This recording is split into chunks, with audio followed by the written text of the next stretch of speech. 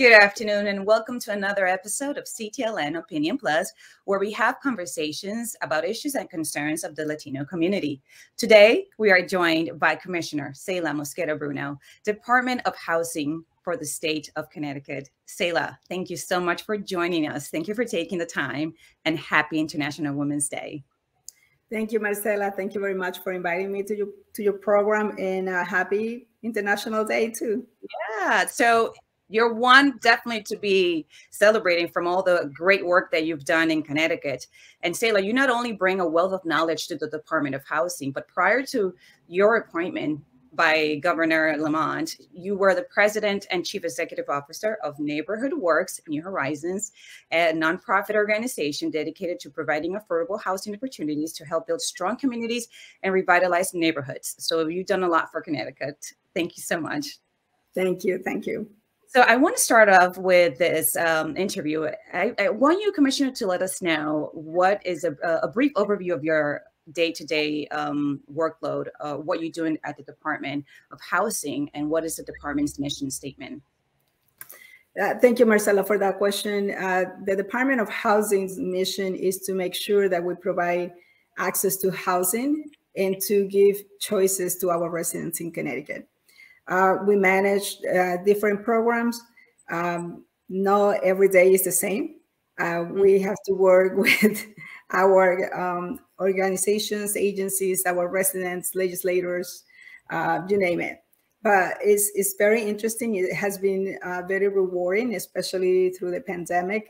We had managed resources from the federal government to make sure that our residents were protected and to stop the spread of COVID. So overall has been not only managing the agency and the work that we have, but also we were responding to a pandemic.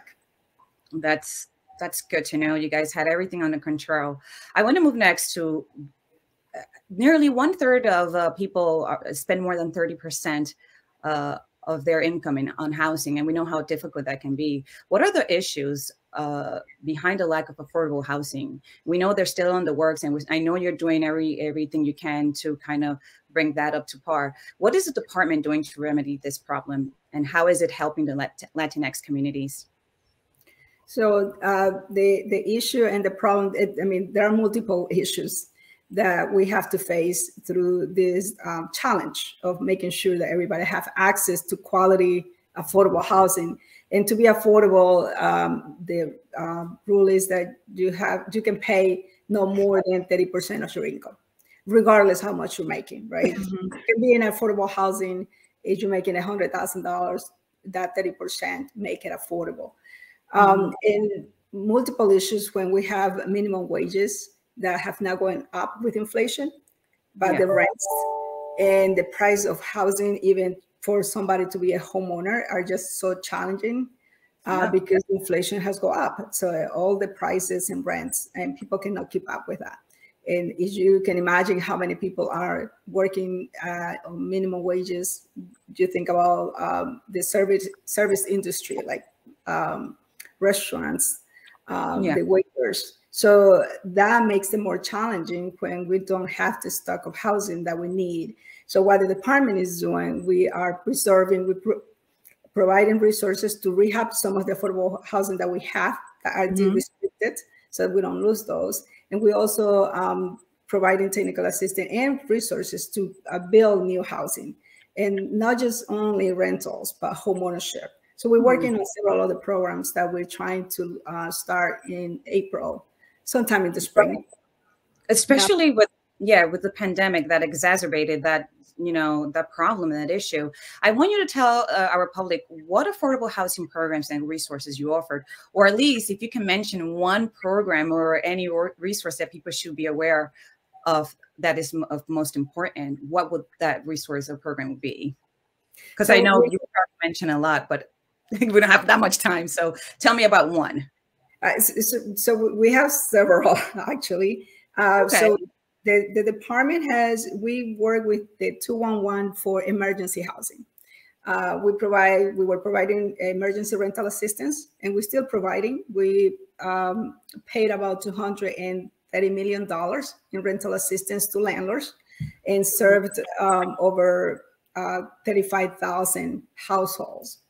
That has been the most significant one, is an emergency. But we also have other programs for homeownership. We provide down payment assistance.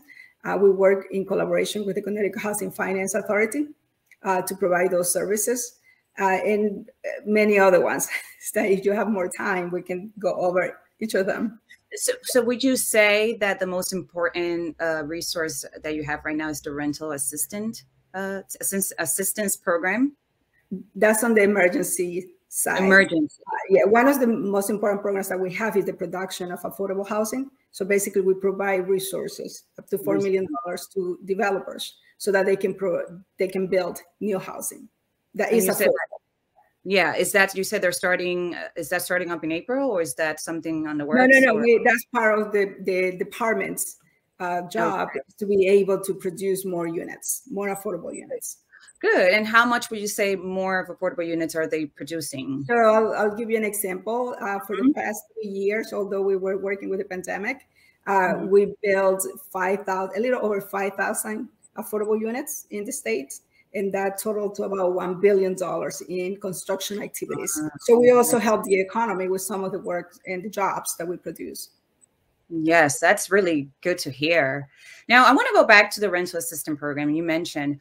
I know there's one named Unitech, and is that still available? Unite City. You're talking about Unite City? Unite, sorry. Yeah, I say, what did I say? Unite City? No, Unite City, yes. Yeah, Unite City is still open, although we stopped taking applications because we already have in the pipeline a little over 20,000 applications that we need to process. We're still working on that program. Okay, and it's still helping people out. We're not taking application. We're still helping people out. Yes. You're still processing the ones that you have. Well, that's good to know that there's still going to be another, how many? 20? You said 20,000. 20,000 people are going to be able to take advantage of that great resource. Now, communities. How are the Connecticut communities informed and educated about about affordable housing or such great programs and resources you guys have to offer? We work with a lot of our municipalities. I visited the first year of my job. I visited many towns just to promote affordable housing. We work with the municipalities, with the mayors. So we have a lot of our legislators that also invite us to all of the events, and we promote through the website, through our partners. So we are very active in the community. And educating the public about that. It's important. It's very important. Now, tell us how important, why is it so important to have enough affordable housing in our communities? Well, it's just, I mean, I don't know your situation, but I was a single mom. And I was a single mom, and I was going to school, and the only way that I was able to do what I have done and what I'm doing right now was because I lived in affordable units in a subsidized Section 8 apartments, and that helped me. I mean, it was safe. I could leave my daughter with my niece to take care of, but I felt that they were in a safe place. So for me, it's so important because that's the only way that we can help families to be stable and the kids to be stable, because it's not, especially in this country where it's cold, and if you don't have a place to stay that is safe, that is warm, you cannot perform. You cannot perform school. So it's just a vital place to stay, and it really is the foundation of anything that you do in life. Absolutely. That's one less burden. You know how stressful it is where you can't afford to pay your rent. I can imagine, especially if you're a single mom or if you have kids. Now, let's move on to inequalities. What can an individual or community do to address any Connecticut housing inequalities if they want to apply and they can't, or if they're giving them a hard time? Because I've seen that a lot in New York, especially, the runaround. How can we address that? And you're talking about individuals or any community that's trying to apply, to bring affordable housing in their area, or in an individual in person who's trying to get affordable housing. It's becoming nearly impossible or hard for whatever case is, how would you address that? It is a lot about education. Mm-hmm. Fortunately, the stigma of affordable housing sometimes it comes as the old public housing. People have the thought that people that are in affordable housing, they are from the cities and they don't work. Some of that and that is not attractive and that is not decent quality housing, and Yeah. that's not the truth. You can see units in apartments that are affordable and they're beautiful. They're better than the luxury apartments because we have standards, and our standards, they have to be energy efficient. They have to provide quality space for living space. We don't use carpet in many of our apartments because that triggers asthma or allergies to some of the kids. No. So when people have that definition of what is an affordable housing, I always just say it's about being able to pay 30% of your income, regardless whether you have so much money. If you pay more than 30%, you're not in an affordable place. I know. Yeah, absolutely. But if a person's having a hard time applying, what would you, is there any way to go about it, or what can be done? If I'm like a single mother who I'm desperately searching for affordable housing and I'm trying to apply and I'm getting a hard time, what should I do? We have a couple of places that you can call 211. They have actually information about different places that you can go. There are the housing authorities in different part of the different cities. They also take applications, and there is affordable housing in our west. If you go to the Department of Housing website, we do have a website of where all the affordable units are, and so that you can contact those, because those are private developers that own and manage affordable units, so that you can start from there. And how long is the process? Well, yeah, I don't process any of those because we don't own housing. We provide resources for those housing. So it depends of the availability of those units. Okay, so I know some people are desperate need to get a place, but would you say it'd be more than 3 months? If you can get into it? I don't know, give or take. There are developers that are finishing housing and they're marketing and bringing people in. So I wouldn't be able to tell you. But the 211 does have information regarding where you can go.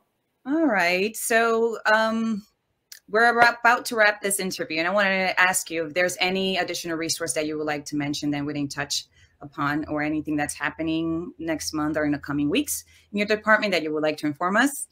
Yes, there will be a program coming up sometime the end of March or beginning of April. And again, is an emergency program for homeowners. If a homeowner was affected by the pandemic and couldn't pay their mortgages and they're behind, we will have a program called My Home CT. And that program will help individuals or households to access up to $30,000 in grants, so that they can pay, or that they can pay forward and being able to save their homes. So that program we will be marketing sometime in the beginning of the spring. Awesome. That's good to hear, especially for homeowners. Yes. So the rental and homeowners and our homeowners are very important to make sure that they don't lose their homes. All right, Seila. Well, thank you. It's all the time that we have right now. Thank you for talking to us, Commissioner Seila Mosquera-Bruno, and thank you for joining us today. Thank you, Marcela, for inviting me. You're welcome. Join us next time for another episode. For more information about our discussion today, check out our web story on ctlatinanews.com. Follow us on Twitter at CTLatinaNews and Instagram at CT_Latina News. I'm Maricela Baez with CTLN Opinion Plus. See you next time.